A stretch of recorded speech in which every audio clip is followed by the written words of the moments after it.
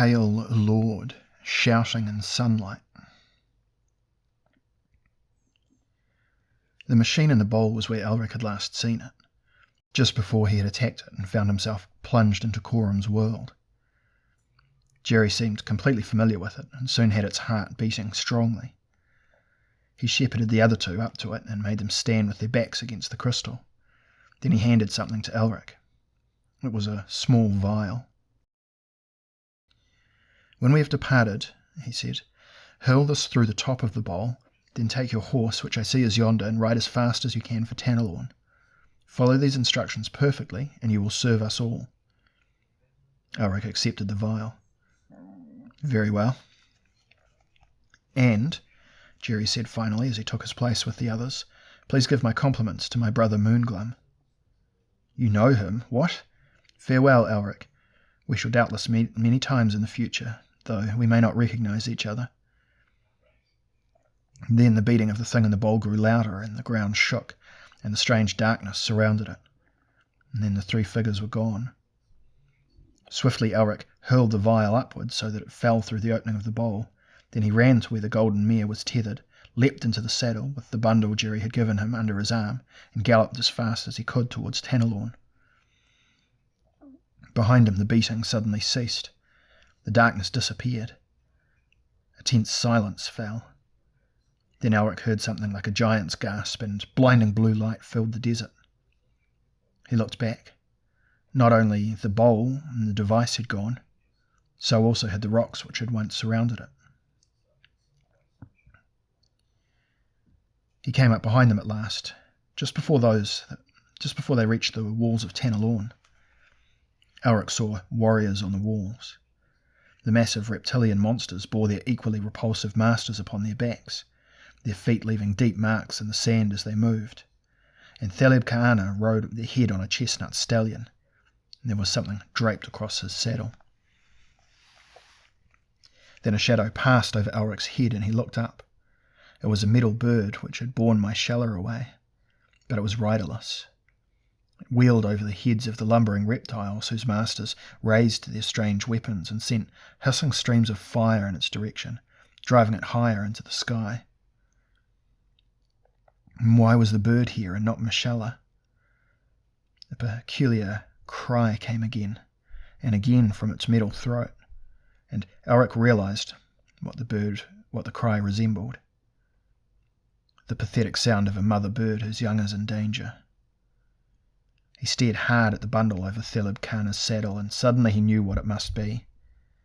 Mashalla herself.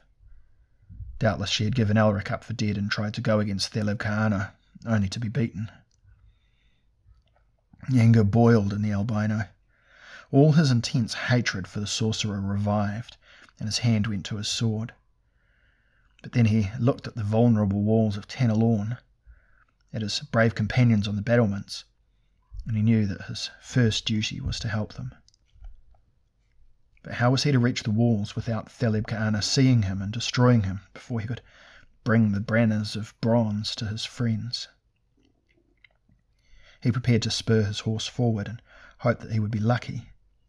Then a shadow passed over his head again, and he saw that it was the metal bird flying low. Something like agony in its emerald eyes. He heard its voice. "Prince Elric, we must save her." He shook his head as the bird settled in the sand. "First I must save Tanalorn." "I will help you," said the bird of gold and silver and brass. "Climb up into my saddle." Elric cast a glance towards the distant monsters. Their attention was now wholly upon the city they intended to destroy. He jumped from his horse and crossed the sand and to clamber into the onyx saddle of the bird. The wings began to clash, and with a rush they swept into the sky, turning towards Tanalorn. More streaks of fire hissed around them as they neared the city, but the bird flew rapidly from side to side and avoided them. Down they drifted now to the gentle city to land on the wall itself. "Elric!" Moonglum came running along the defences. "We were told you were dead." "By whom?" "By Mashalla and by Thaleb Ka'ana when he demanded our surrender." I suppose they could only have believed that, Elric said, separating the staffs, around which were furled the thin sheets of bronze. Here, you must take these. I am told that they will be useful against the reptiles of Pio. Unfurl them along the walls. Greetings, Rikia. He handed the astounded Red Archer one of the banners. You do not stay to fight with us? Rikia asked. Elric looked down at the 12 slender arrows in his hand. Each one was perfectly carved from multicoloured quartz, so that even the fletchings seemed like real feathers. No, he said. I hope to rescue my Shella from Thaleb Ka'ana, and I can use these arrows better from the air also. My Shella, thinking you dead, seemed to go mad, Rikia told him. She conjured up various sorceries against Thaleb Ka'ana, but he retaliated. At last she flung herself from the saddle of that bird you ride, flung herself upon him armed only with a knife, but he overpowered her and has threatened to slay her if we do not allow ourselves to be killed without retaliating. I know that he will kill my Shella anyway. I have been in something of a quandary of conscience. I will resolve that quandary, I hope. Elric stroked the metallic neck of the bird. Come, my friend, into the air again. Remember, Rikia, unfurl the banners along the walls as soon as I have gained a good height. The Red Archer nodded. His face puzzled, and once again Elric was rising into the air, the arrows of quartz clutched in his left hand. He heard Thaleb Ka'ana's laughter from below. He saw the monstrous beasts moving inexorably towards the walls. The gates opened suddenly and a group of horsemen rode out. Plainly, they had hoped to sacrifice themselves in order to save Tanalorn, and Rikia had not had time to warn them of Elric's message. The riders galloped wildly towards the reptilian monsters of Pio, their swords and lances waving, their yells rising to where Elric drifted high above. The monsters roared and opened their huge jaws. Their masters pointed their ornate weapons at the horsemen of Tanalorn. Flames burst from the muzzles. The riders shrieked as they were devoured by the dazzling heat. In horror, Elric directed the metal bird downwards, and at last Thaleb Ka'ana saw him and reined in his horse, his eyes wide with fear and rage. "You're dead! You are dead!" The great wings beat at the air as the bird hovered over Thaleb Ka'ana's head. "I'm alive, Thaleb Ka'ana, and I come to destroy you at last. Give my Shella to me." A cunning expression came over the sorcerer's face. "No, destroy me and she is also destroyed. Beings of Pio, turn your full strength against Tanalorn, raise it utterly and show this fool what we can do." Each of the reptilian riders directed their oddly shaped weapons at Tanalorn, where Rikia, Moonglum and the rest waited on the battlements. "No," Elric shouted. "You cannot." There was something flashing on the battlements. They were unfurling at last the banners of bronze, and as each banner was unfurled, a pure golden light blazed out from it until there was a vast wall of light stretching the whole length of the defences, making it impossible to see the banners themselves or the men who held them. The beings of Pio aimed their weapons and released streams of fire at the barrier of light, which immediately repelled them. Thaleb Ka'ana's face was suffused with anger. "What is this? Our earthly sorcery cannot stand against the power of Pio." Elric smiled savagely. "This is not our sorcery. It is another sorcery which can resist that of Pio. Now, Thaleb Ka'ana, give up my Shella." "No, you are not protected as Tanalorn is protected. Beings of Pio, destroy him." And as the weapons began to be directed at him, Elric flung the first of the arrows of quartz. It flew true, directly into the face of the leading reptilian rider. A high whining escaped the rider's throat as it raised its webbed hands towards the arrow embedded in its eye. The beast the rider sat upon reared, for it was plain that it was only barely controlled. It turned away from the bleeding light from Tanalorn, and it galloped at earth-shaking speed away into the desert, the dead rider falling from its back. A streak of fire barely missed Elric, and he was forced to take the bird up higher, flinging down another arrow and seeing it strike a rider's heart. Again the mount went out of control and followed its companion into the desert. But there were 10 more of the riders, and each now turned his weapon against Elric, though finding it hard to aim as all the mounts grew restive and sought to accompany the 2 that had fled. Elric left it to the metal bird to duck and dive through the crisscross of beams, and he hurled down another arrow and another. His clothes and his hair were singed, and he remembered another time when he had ridden the bird across the boiling sea. Part of the bird's right wingtip had been melted, and its flight was a little more erratic, but still it climbed and dived, and still Elric threw the arrows of quartz into the ranks of the beings of Pio. Then suddenly there were only 2 left, and they were turning to flee, for nearby a cloud of unpleasant blue smoke had begun to erupt where Theleb-Ka'ana had been. Elric flung the last arrows after the reptiles of Pio and took each rider in the back. Now there were only corpses upon the sand. The blue smoke cleared, and Theleb-Ka'ana's horse stood there. There was another corpse revealed. It was that of Michaela, Empress of the Dawn, and her throat had been cut.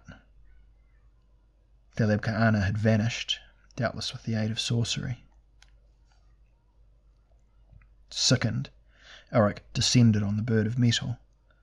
On the walls of Tanalorn the light faded. He dismounted and saw that the bird was weeping dark tears from its emerald eyes. He knelt beside Michaela.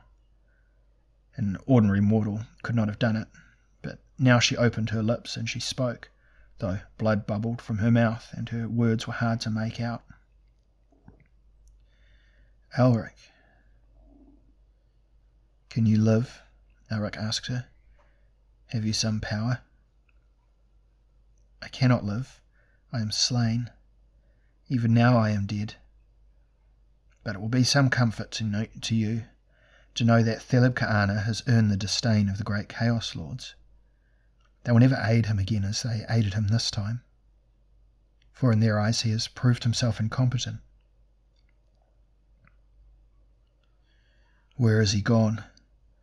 I will pursue him. I will slay him the next time, that I swear." "I think you will, but I do not know where he went. Elric, I am dead and my work is threatened. I have fought against Chaos for centuries, and now I think Chaos will increase its power. Soon the great battle between the Lords of Law and the Lords of Entropy will take place. The threads of destiny have become tangled. The very structure of the universe seems about to transform itself. You have some part in this. Farewell, Elric."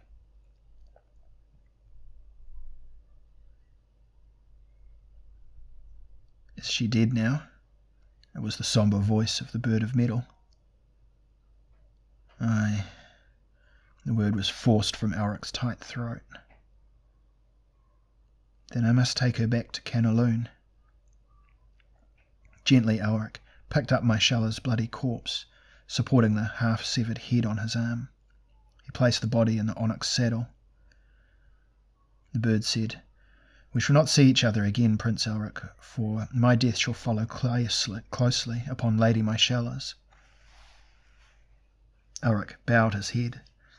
The shining wings spread, and with the sound of cymbals clashing, beat at the air. Elric watched the beautiful creature circle in the sky and then turn and fly steadily towards the south and the world's edge. He buried his face in his hands, but he was beyond weeping now. Was it the fate of all women he loved to die? Would Michaela have lived if she had let him die when he had wanted to? There was no rage left in him, only a sense of impotent despair. He felt a hand on his shoulder and he turned. Moonglum stood there with Rakia beside him. They had ridden out from Tanalorn to find him. "The banners have vanished," Rakia told him, "and the arrows too. Only the corpses of those creatures remain, and we shall bury them. Will you come back with us now to Tanalorn? Tanalorn cannot give me peace, Shrakia. I believe that to be true.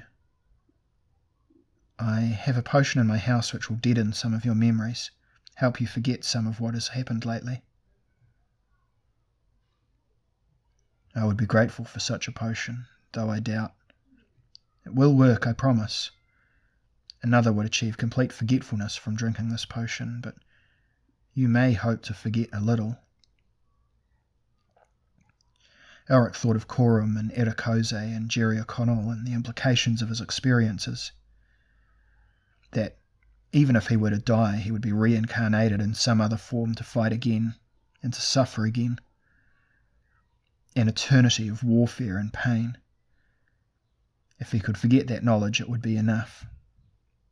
He had the impulse to ride far away from Tanalorn and concern himself as much as he could in the pettier affairs of men.